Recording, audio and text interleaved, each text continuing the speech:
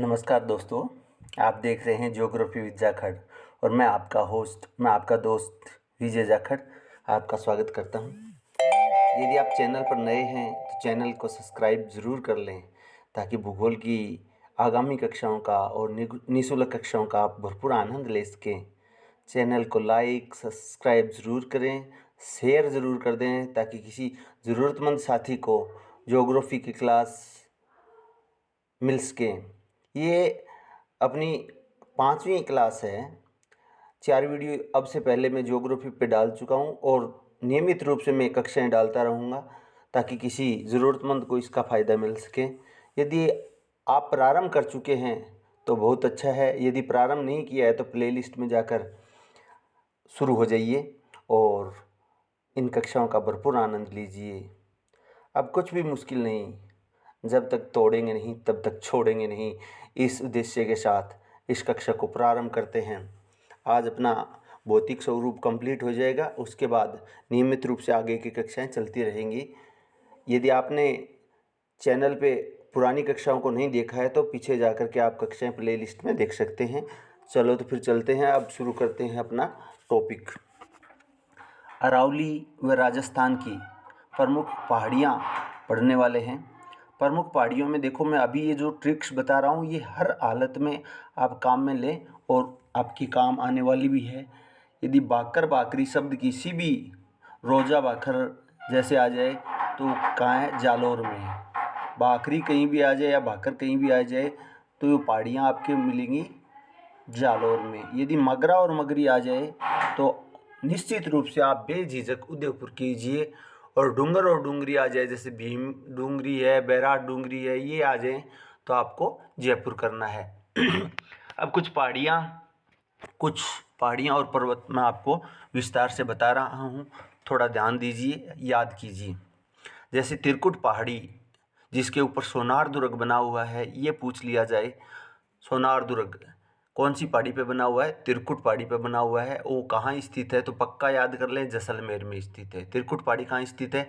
लेकिन यदि त्रिकुट पर्वत पूछ लिया जाए जिस पर केला देवी का मेला बढ़ता है, केला देवी का मंदिर बना हुआ है, वो करौली में है। त्रिकुट पहाड़ी कहाँ है, जैसलमेर में। सोनार दुर्ग बना हुआ है। त्रिकुट पर्वत कहाँ है, करौली में, जिसके ऊपर केला देवी का मंदिर बना हुआ है। अगर आपसे पूछ लिया जाए चिड़िया टूक पहाड़ी कहाँ है तो जोधपुर में है, और जिसके ऊपर मेहरानगढ़ दुर्ग बना हुआ है। चिड़िया टूक पहाड़ी पर कौन सा दुर्ग बना हुआ है, मेहरानगढ़ दुर्ग। उसके बाद पूछ लिया जाए 56 की पहाड़ियाँ कहाँ स्थित हैं। 56 की पहाड़ियाँ पूछ ली जाए तो आपके बाड़मेर में है। 56 की पहाड़ियाँ पूछ ली जाए तो कहाँ होगा। लेकिन यदि 56 का मैदान पूछ लिया जाए, क्या पूछ लिया जाए, 56 का मैदान, याद रखना, 56 का मैदान। 56 का मैदान पूछ लिया जाए तो प्रतापगढ़ और डूंगरपुर के मध्य का जो क्षेत्र है उसको 56 का मैदान कहा जाता है। यहाँ 56 नदी नालों का समूह है, इसी कारण से 56 का मैदान कहा जाता है। लेकिन 56 की पहाड़ियाँ पूछ ली जाए तो निश्चित रूप से आप बाड़मेर कर दीजिएगा। अब देखो, विशेष आकृति की पहाड़ियाँ दे रखी हैं, अलग अलग आकृति की। यदि आपसे पूछ लिया जाए कि गोलाकार पहाड़ियाँ, इस प्रकार से गोलाकार पहाड़ियाँ बनी हुई हैं, वो कहाँ है तो पक्का कन्फर्म रूप से आप कर देना, बाड़मेर में है। कहाँ है, बाड़मेर में। अगर गोलाकार पहाड़ियाँ पूछ ली जाएँ तो कहाँ है, बाड़मेर में। और इस प्रकार से ओरससू का मतलब है आगे से घोड़ा जो होता है उसकी नाल ऐसी होती है, पैर में आपने देखा होगा इस प्रकार की नाल होती है। तो घोड़े की नाल की आकृतियाँ, इस प्रकार की आकृतियों की पहाड़ियाँ कहाँ मिलती हैं तो याद रख लेना, 12 में मिलती हैं। कहाँ मिलती हैं, 12 में मिलती हैं। देखो, मैंने बताया गोलाकार पहाड़ियाँ कहाँ, बाड़मेर में, पक्का रट लीजिए, आ सकता है। और यदि घोड़े के नाल की आकृति की पहाड़ियाँ पूछ ली जाएँ तो आप कहाँ करेंगे, 12 में करेंगे। यदि उसके बाद इस प्रकार से तस्तरी की आकृति की, तस्तरी कैसी होती है, इस तरीके की होती है तस्तरी। तस्तरी का मतलब प्लेट होती है एक टाइप की, और तस्तरी की आकृति की पहाड़ियाँ पूछ ली जाएँ तो कन्फर्म रूप से आप उदयपुर कर दीजिएगा। क्या करना है, उदयपुर। उसके बाद आपसे पूछी जा सकती है अर्धचंद्राकार। देखो, चंद्रमा ऐसे होता है गोल, लेकिन कई बार क्या आधा चंद्रमा उगता है, तो इस प्रकार का आधा चंद्रमा होता है। आधे चंद्रमा की आकृति की अगर पहाड़ियाँ पूछ ली जाएं तो बूंदी, कोटा और झालावाड़ में है। बूंदी की पहाड़ियाँ भी हैं और मुकुंदरा हिल्स, कोटा और झालावाड़ में। बूंदी में 3 पहाड़ियों को अर्धचंद्राकार को कहा जाता है, बूंदी हिल्स और कोटा और झालावाड़ में मुकुंदरा हिल्स के नाम से जाना जाता है। तो याद रखें मुकुंदरा हिल्स कहाँ है, कोटा और झालावाड़ में। अब दोबारा से रिवीजन करें, गोलाकार पहाड़ियाँ बाड़मेर, फिर पूछा जाए ओरसू या घोड़े की नाल की आकृति की पहाड़ियाँ बारा में, और फिर यदि पूछा जाए आपके तस्त्रीनुमा, तस्त्री यानी प्लेट के जैसी की आकृति की उदयपुर में, और फिर यदि पूछा जाए आपके मुकुंदरा हिल्स यानी अर्धचंद्राकार पहाड़ियाँ हैं मुकुंदरा हिल्स, वो कहाँ स्थित हैं, कोटा और झालावाड़ करना है, बूंदी हिल्स बूंदी में है। उसके बाद कुछ यहाँ जो मैं करवा रहा हूँ ये थोड़ा सा एक बार देख लें। रोजा भाखर और इसराना भाखर, मैंने अभी भी बताया आपको, भाखर जहाँ जहाँ मिले आपको क्या करना है, जालौर करना है। तो रोजा भाखर और आपके इसराना भाखर जालौर में है। रोजा भाखर और इसराना भाखर कहाँ है, जालौर में। अब जारोल भाखर, ये जारोल भाखर भाखर जहाँ भी मिले आपको जालौर कर देना है, ठीक है। जसवंतपुरा की पहाड़ियाँ, जसवंतपुरा की पहाड़ियाँ भी जालौर में है। इस पे डोरा पर्वत है, और डोरा पर्वत की सर्वोच्च चोटी कौन सी है, याद रखें, डोरा पर्वत, इसकी सर्वोच्च चोटी, जसवंतपुरा की पहाड़ियों की सर्वोच्च चोटी कौन सी है, तो याद रखें डोरा पर्वत। कौन सा है, डोरा पर्वत। अब आगे सुंडा माता का मंदिर जिसके ऊपर बना हुआ है, सुंडा पर्वत कहाँ स्थित है, सुंडा पर्वत याद रखना जालौर में है। सुंडा पर्वत कहाँ स्थित है, जालौर में है। इस पर राजस्थान का पहला रोपवे बनाया गया था 2006 में। रोपवे क्या होता है, देखो यहाँ पहाड़ी है और पहाड़ी पर कोई मंदिर बना हुआ है, इधर भी एक पहाड़ी है, मान लो नीची है जैसी भी है, यहाँ से सीधा तार बांध दिया जाएगा और उसमें डोली सी लटका दी जाए भाई, ए तरीके की ये, और आंग वहाँ बैठ के लोग आगे पहुँच जाएं मंदिर तक, एन कहे जाए तार गए सारे। ये तार होता है रोपवे, मोटा तार होता है जिसके ऊपर ये आपके उड़न खटोले से होते हैं, वो आगे पहुँच जाते हैं इस तार के सहारे, इसलिए इसको कहा जाता है रोपवे। रस्सी के जैसा होता है, मतलब रोप का मतलब रस्सी होता है। अब ये पूछ लिया जाए राजस्थान का प्रथम भालू संरक्षित क्षेत्र या भालू अभ्यारण्य कहाँ स्थित है, तो आप सुंडा पर्वत ही करोगे, सुंडा माता मंदिर भी यहीं पे बना हुआ है, याद रखें। अब उसके बाद भाकर, देखो अकेला भाकर शब्द आ जाए, भाकर शब्द यदि आ जाए आपके, तो भाकर शब्द में थोड़ा सा दिमाग लगाने की बात है।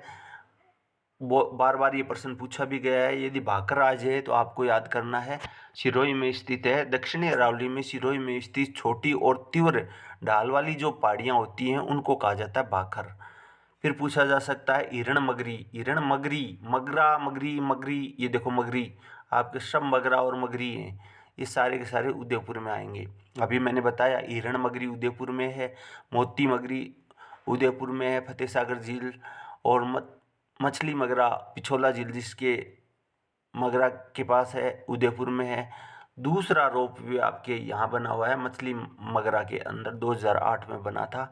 उसके बाद जरगा पर्वत पूछ लिया जाए तो मेवाड़ की जो आपकी मेवाड़ अरावली है उसकी सबसे ऊंची चोटी है, जरगा उदयपुर में पड़ता है। और जरगा और रागा की पहाड़ियाँ ऐसे पूछा जा सकता है, दोनों मिला करके जरगा रागा उदयपुर में है। अब एक महत्वपूर्ण चीज़ आती है आपका देशहरो, क्या आता है, देशहरो, बार बार पूछा जाने वाला प्रश्न है। देशहरो क्या होता है, इस प्रकार से एक पहाड़ी जरगा है और इस प्रकार से एक पहाड़ी रागा है।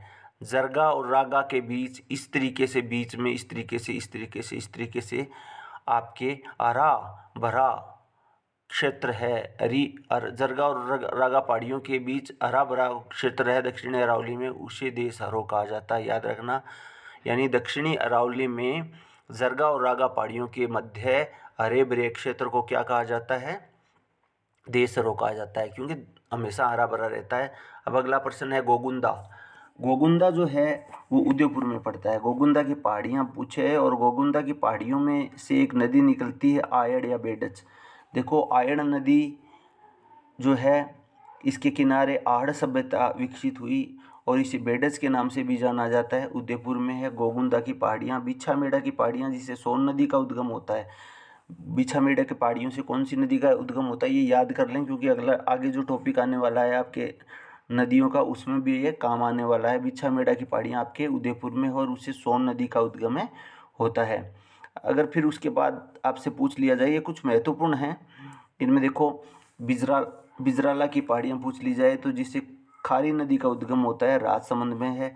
दिवेर आपको सबको पता है, दिवेर राजसमंद में है। कोठारी नदी का उद्गम होता है, दिवेर भी राजसमंद में है।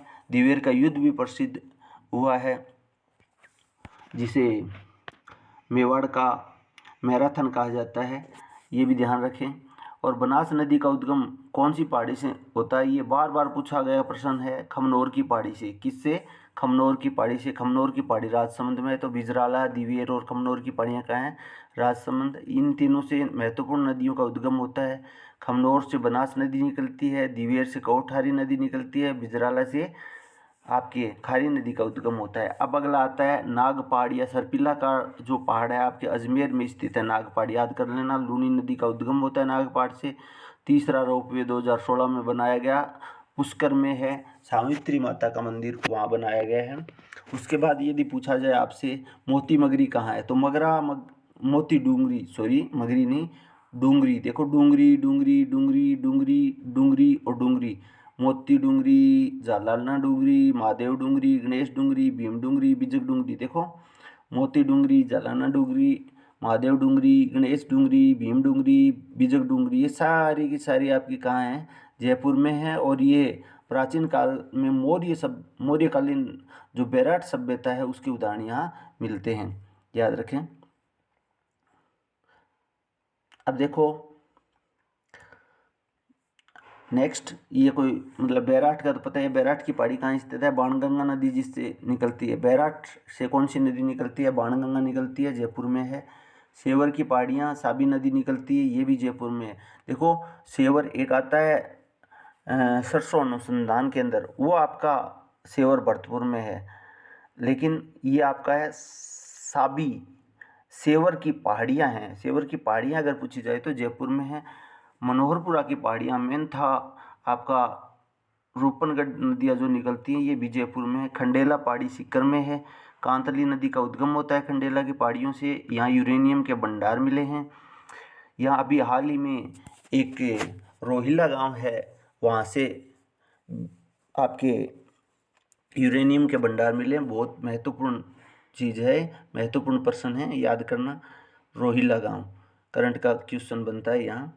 अब देखो नेक्स्ट, मालखेत या मालकेतु की पहाड़ियाँ आपके सीकर में पड़ती हैं। अर्श की पहाड़ी सीकर में पड़ती हैं। अर्श माता का अर्श मंदिर बना हुआ है और जीण माता का मंदिर उसके पास ही बना हुआ है। अर्श पहाड़ी, अर्शनाथ पहाड़ी, अगर अर्श पहाड़ी पूछ ली जाए तो सीकर, अर्शनाथ पहाड़ी पूछ ली जाए तो अलवर, याद करना। उदयनाथ भी पूछ ली जाए तो भी अलवर। नाथ, ये दोनों नाथ लगे हुए हैं, हर्षनाथ, उदयनाथ, हर्षनाथ, उदयनाथ दोनों अलवर में हैं। और उदयनाथ की पहाड़ियों से रूपारेल नदी का उद्गम होता है। कौन सी नदी का उद्गम होता है? रूपारेल। उसके बाद अगर पूछा जाए तो बैरोंच कहाँ है? अलवर में है। बबाई झुंझुनू में, लेकिन बाबाई, देखो बबाई आ गया, बबाई, झुंझुनू, बाबाई जयपुर में। उसके बाद आड़ावाल पर्वत बूंदी में है। उस बिजासन भीलवाड़ा में है।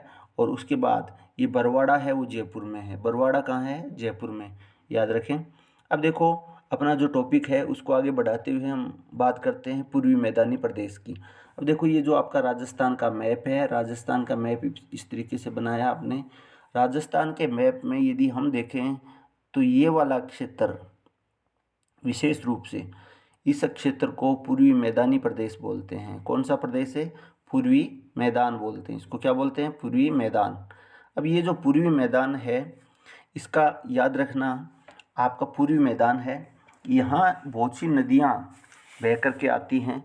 और नदियाँ बहकर आने की वजह से यहाँ आपके कांप मिट्टी या बलुई मिट्टी का एकत्रित कर देती हैं, जिससे ये क्षेत्र बहुत उपजाऊ हो गया है। बहुत उपजाऊ होने के साथ साथ समतल भी है, इसी के कारण इसको मैदान कहा जाता है। अगर मैदान की बात करें तो मैदान का निर्माण जो है वो अवसादों से हुआ है। अवसाद एकत्रित होने से यहाँ जलोढ़ मिट्टी पाई जाती है, विशेष रूप से याद करना, दोमट या जलोढ़ मिट्टी पाई जाती है। अगर पूर्वी मैदान की बात करें तो उसे कितने भागों में बांटा गया है? 3 भागों में बांटा गया है। देखो दक्षिण में राजस्थान का ये भाग है, यहाँ से एक नदी प्रवेश करती है जिसे माही नदी कहा जाता है, और इसके द्वारा निर्मित मैदानी भाग को कहा जाता है माही बेसिन या माही का मैदान। उसके बाद देखो आपके बनास और बाणगंगा, बाणगंगा तो बैराठ की पहाड़ियों से निकलती है और ये बनास जो नदी है इनका मैदान इस प्रकार से निर्मित हुआ। इधर से ये ऐसे नदी बहती है और इधर से बाणगंगा, इनके बीच का जो क्षेत्र है इसको कहा जाता है बनास और बाणगंगा का मैदान।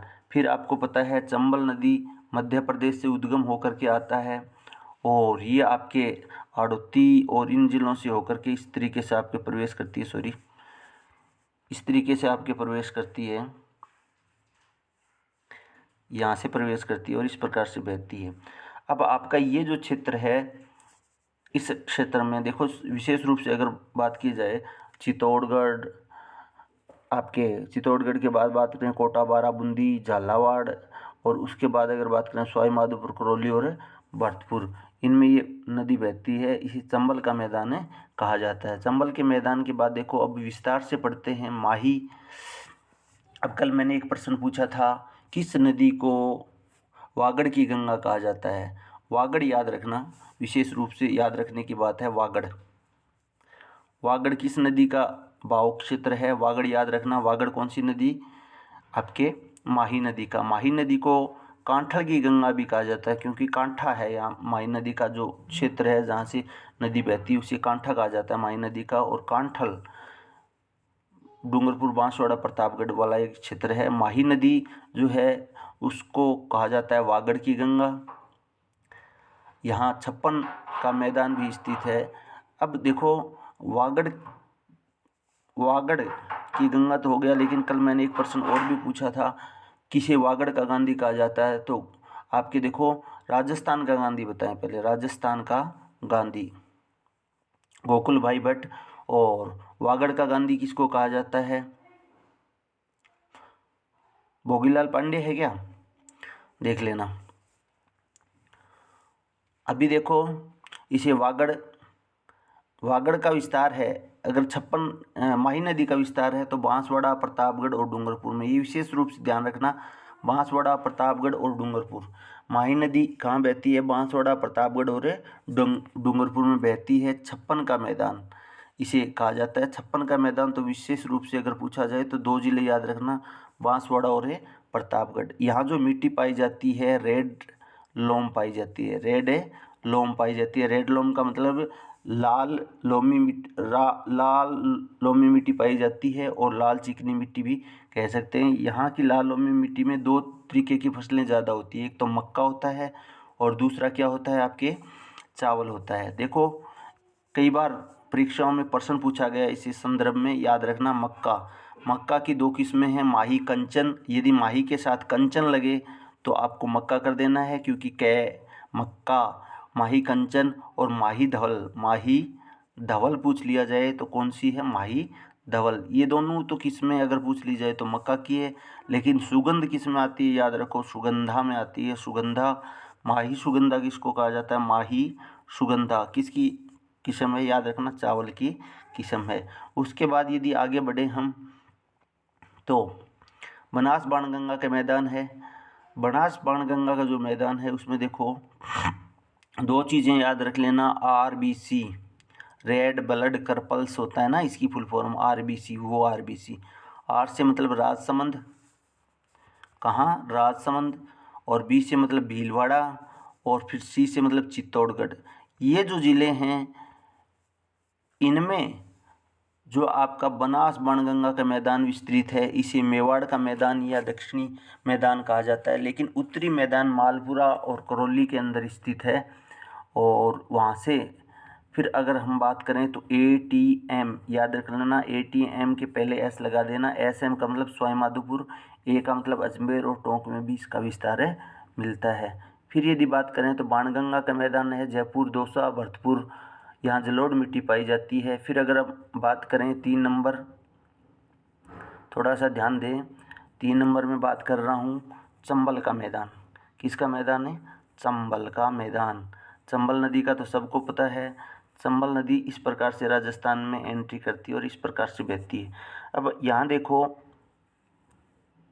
मध्य प्रदेश में जानापाव की पहाड़ियों से निकलती है, इस प्रकार से बहती है। तो देखो चंबल जो नदी है, चंबल नदी का उद्गम जानापाव की पहाड़ियों से होता है और राजस्थान में एंट्री करती है और राजस्थान में जो ज़िले हैं जिनमें से बहती है चित्तौड़गढ़, कोटा, बारा, बूंदी, झालावाड़।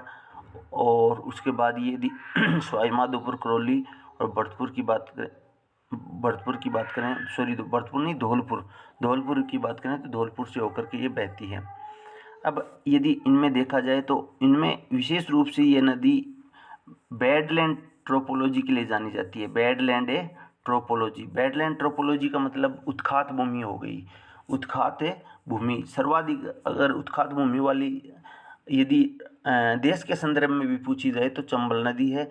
अवनालिका अपर्दन सबसे ज़्यादा कौन सी नदी से होता है? तो इस प्रकार से जो नदी बहती है, जो काटते हुए इस प्रकार से बहती है, तो अवनालिका मतलब नालियों के रूप में अपर्दन हो जाता है। इस प्रकार से नालियाँ बन जाती हैं। तो अवनालिका अपर्दन अगर पूछ लिया जाए तो कहाँ होता है, कौन सी नदी में होता है? अवनालिका अपर्दन सबसे ज़्यादा चंबल नदी में होता है। ठीक है। अब यहाँ एक प्रश्न पूछा जा सकता है, चंबल के मैदान में कैसी मिट्टी पाई जाती है? तो कन्फर्म रूप से याद कर लेना, ये आपके लावा से बना हुआ क्षेत्र है। जैसे हाड़ौती क्षेत्र है वो लावा से बना हुआ क्षेत्र है। यहाँ काली जलोढ़ मिट्टी पाई जाएगी। काली तो इसलिए क्योंकि यहाँ लावा से बना हुआ है। जलोढ़ ऐसे कि यहाँ एक नदी बहकर आती है आपकी, जो चंबल महत्वपूर्ण नदी है, उससे कहाँ पर मिट्टी आ जाती है, तो इसके साथ काली के साथ साथ यहाँ जलोढ़ मिट्टी भी पाई जाती है। ये प्रश्न याद कर लेना। अब देखो, दिशा के अनुसार थोड़ा सा ध्यान देने की बात है।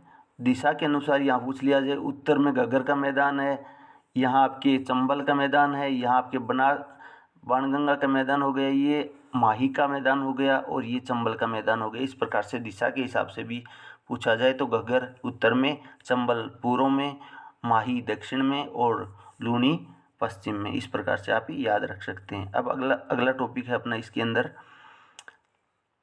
दक्षिणी पूर्वी पठारी प्रदेश या हाड़ौती जिसको बोलते हैं, वो उसकी बात करते हैं। किसकी बात करते हैं? हाड़ौती की बात करते हैं। देखो, हाड़ौती बार मैं अभी 2 मिनट पहले बताया कि लावा के कारण इसका निर्माण हुआ है। जब ज्वालामुखी क्रिया होती है तो लावा बाहर निकलता है, और लावा फिर क्या हो जाता है, पूरी जितना जो भूमि है उसके ऊपर बिछ जाता है, और धीरे धीरे ठंडा होने से बाद में इसकी काली मिट्टी का निर्माण होता है। कैसी मिट्टी का निर्माण होता है? काली मिट्टी। इसे लावा निर्मित या बेसाल्ट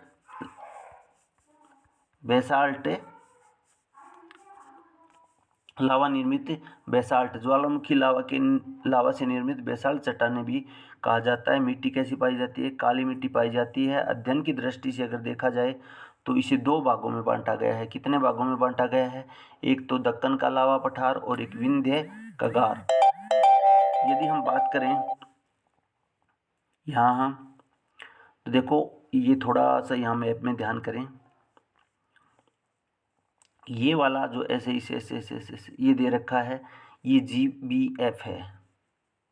GBF क्या होता है? Great boundary fault. Great boundary fault, ये जो चंबल नदी है इसके पास, ये जो चंबल नदी जो बहती है इसके पास का कुछ क्षेत्र है, इसे ग्रेट बाउंड्री फॉल्ट कहा जाता है। ग्रेट का मतलब महान, बाउंड्री का मतलब सीमा, और भ्रंश, राजस्थान में भी एक सीमा भ्रंश है जो आपके विंध्याचल और दक्कन के पठार को अलग करता है राजस्थान से, यानी एक फॉल्ट का निर्माण करता है, भ्रंश का निर्माण इस प्रकार से हो जाता है।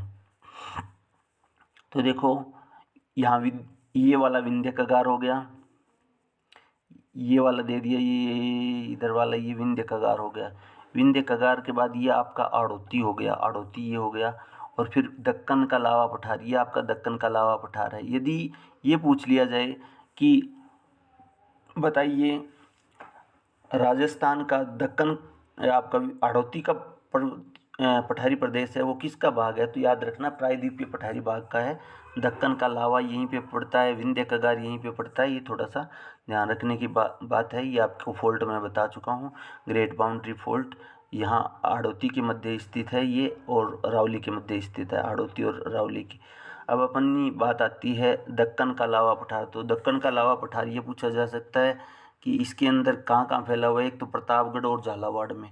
दक्कन का लावा प्रतापगढ़ और झालावाड़ में फैला हुआ है। इसके बाद ऊपर मालक जो क्षेत्र आप सुनते हैं, यहाँ चित्तौड़गढ़ से लेकर बिजोलिया, यहाँ आपके बिजोलिया भीलवाड़ा में पड़ता है। बिजोलिया कहाँ पड़ता है? बिजोलिया भीलवाड़ा में आपका बिजोलिया है। बिजोलिया किसान आंदोलन भी सबसे लंबा किसान आंदोलन चला था, वैसे भी आप याद रख सकते हो, लगभग 41 या 43 वर्ष के करीब चला था। और फिर यदि हम बात करें बिजोलिया, यहाँ भैंसरोडगढ़ चित्तौड़गढ़ में पड़ता है, तो ये प्रश्न भी पूछा जाता है कई बार। बिजोलिया से लेकर के भैंसरोडगढ़ चित्तौड़गढ़ के मध्य जो आपका पठारी भाग है उसे किस नाम से जाना जाता है? ऊपरमाल का पठार कहा जाता है। फिर आपका विंध्य भूमि आती है सॉरी विंध्य भूमि जो है, विंध्य भूमि के अंदर कोटा, बाराबूंदी, झालावाड़ चारों स्टेट जिले आ जाएंगे। उसके बाद करौली, धौलपुर और सवाई माधोपुर ये आ जाएंगे।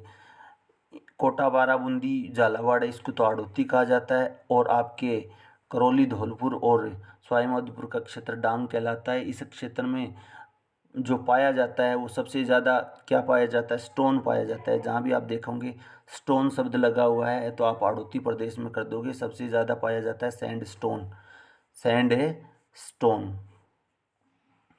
सैंडस्टोन के बाद पूछा जाए लाइमस्टोन पाया जाता है, रेड स्टोन पाया जाता है, लाल पत्थर जिसको बोलते हैं कोटा स्टोन, जो आपको आपकी इमारतों में काम में लेते हैं, कोटा स्टोन पाया जाता है। लाल पत्थर भी पाया जाता है। इस प्रकार से ये पाए जाते हैं। और हीरा भी अगर पूछा जाए तो यहीं पर है आपके प्रतापगढ़ में, मानपुरा, ये आपकी खाने हैं। हाड़ौती के गौण भाग हैं। अब इसमें गौण भाग में देखो ज़्यादा ध्यान देने की बात जो है वो यहाँ है, मुकुंदरा हिल्स। दोनों ज़िले पूछे जाते हैं, कोटा और झालावाड़। मुकुंदरा हिल्स क्या है? कोटा और झालावाड़। कई बार ये प्रश्न इस प्रकार से भी पूछा जा सकता है कि शाहाबाद उच्च भूमि किस जिले में स्थित है? तो याद कर लेना 12 में है। शाहाबाद उच्च भूमि जहाँ शहरिया लोग निवास करते हैं, सबसे ज़्यादा शहरिया जनजाति निवास करते हैं, घोड़े की नाल की आकृति का क्षेत्र है शाहाबाद। क्योंकि ऐसा प्रश्न इसलिए पूछा जा सकता है क्योंकि पीछे अभी हाल ही में आपका फर्स्ट ग्रेड ज्योग्राफी का एग्ज़ाम हुआ था, उसमें ये प्रश्न पूछा गया था, डंगंगधार पठार उच्च भूमि कहाँ स्थित है? तो झालावाड़ याद रख लेना। डंगंगधार पठार उच्च भूमि कहाँ स्थित है? तो याद रख लेना झालावाड़। ऐसा प्रश्न पूछा गया था। अब अगर हम बात करें तो राजस्थान के प्रमुख पठार, ये मोटा मोटा जल्दी जल्दी देख लें, सबको पता है। उड़िया का पठार कहाँ स्थित है? सिरोही में। आबू पर्वत कहाँ है? सिरोही में। उदयपुर राजसमंद में बोरट का पठार है। उदयपुर डूंगरपुर में भोमट का पठार है। देखो बोरट तो उदयपुर के साथ राजसमंद आ गया, और भोमट में आ गया उदयपुर के साथ डूंगरपुर। भोमट इसी क्षेत्र को कहा जाता है डूंगरपुर से। यहाँ एकी आंदोलन, भोमट आंदोलन, इस प्रकार के आंदोलन भी हुए थे। तो डूंगरपुर और उदयपुर का क्षेत्र भोमट, और बोराट का पठार है उदयपुर और राजसमंद का क्षेत्र। अब उसके बाद कांकड़वाड़ी का पठार, क्रास्का का पठार पूछ लिया जाए। कांकड़वाड़ी का किला भी है और क्रास्का का किला भी है, ये पूछ लिए जाए आपके, तो कहाँ है? सरिस्का अलवर में। फिर मेसा चित्तौड़गढ़ में है। मानदेसरा हो गया, लसाड़िया का पठार हो गया, और उसके बाद जयसमंद झील हो गई। इस प्रकार से आप याद कर सकते हो। अब राजस्थान के जो पठार हैं उनको पढ़ लेते हैं। सबसे ऊंचा जो पठार है वो उड़िया का पठार है। उड़िया का पठार किस ज़िले में है? याद रख लेना, सिरोही ज़िले में है। 1360 मीटर हाइट है। राजस्थान का सबसे ऊंचा पठार है। तो राजस्थान का सबसे ऊंचा पठार कौन सा? उड़िया का पठार। हाइट कितनी? 1360 मीटर। किस ज़िले में स्थित है? सिरोही ज़िले में। फिर यदि पूछ लिया जाए तो ये पूछा जा सकता है कि आबू पर्वत, आबू जो पर्वत है वो भी सिरोही में है, 1200 मीटर ऊंचा है, दक्षिणी अरावली में स्थित है। यहाँ गुम्बदाकार संरचना, इस प्रकार की चट्टानें पाई जाती हैं, इस प्रकार की गुम्बद की आकृति की, जिसे बैथोलिथ भी कहा जाता है। क्या कहा जाता है? बैथालिथ, बैथोलिथ कहा जाता है। ठीक है, इस प्रकार से आप कर सकते हो। अगर राजस्थान का दूसरा ऊंचा पठार पूछ लिया जाए तो बोरट का पठार है। बोरट का पठार कहाँ स्थित है? याद रखना, बोरट का पठार। बोरट का पठार जो है आपके पूछा जा सकता है उदयपुर में गोगुंदा की पहाड़ी और राजसमंद में कुंभलगढ़ तक है। देखो इस प्रकार से है, ये आपका राजसमंद हो गया, ये आपका उदयपुर हो गया। उदयपुर में तो पड़ता है गोगुंदा, यहाँ मान लो गोगुंदा पड़ता है, और यहाँ राजसमंद में आपकी क्या पड़ता है? राजसमंद में कोमलगढ़ है। कोमलगढ़ की पहाड़ियाँ हैं, ये कोमलगढ़ की पहाड़ियाँ हो गई, और ये आपके उदयपुर में गोगुंदा। इसके बीच का जो भाग है आपके पहाड़ियों वाला क्षेत्र है, पठारी क्षेत्र, इसको कहा जाता है आपके भोरट का पठार। फिर लसाड़िया का पठार पूछ लिया जाए तो अभी मैंने ऊपर भी बताया आपको, लसाड़िया का पठार आपके उदयपुर में स्थित है। लसाड़िया का पठार कहाँ है? उदयपुर में। इस प्रकार से आपका ये टॉपिक कंप्लीट हुआ। धन्यवाद। आशा करते हैं कि आपको मेरा पढ़ाया हुआ बहुत अच्छे से समझ में आया होगा और नियमित रूप से आप अपनी पढ़ाई जारी रखें। मैं आपके साथ ऐसे ही बना रहूँगा, आपका होस्ट, आपका दोस्त विजय जाखड़। आप यदि इसे ज़्यादा से ज़्यादा मात्रा में सब्सक्राइब करते हो तो आपको समय पर नोटिफिकेशन मिल सकेगा और अपने मित्रों के साथ भी इसे शेयर करें ताकि वो भी इसका भरपूर आनंद ले सके, क्योंकि ये मैं पूरा ज्योग्राफी का पार्ट है इसमें करवाने वाला हूँ और जल्द ही भारत का भूगोल भी एसएससी के लिए लेके आने वाला हूँ। धन्यवाद।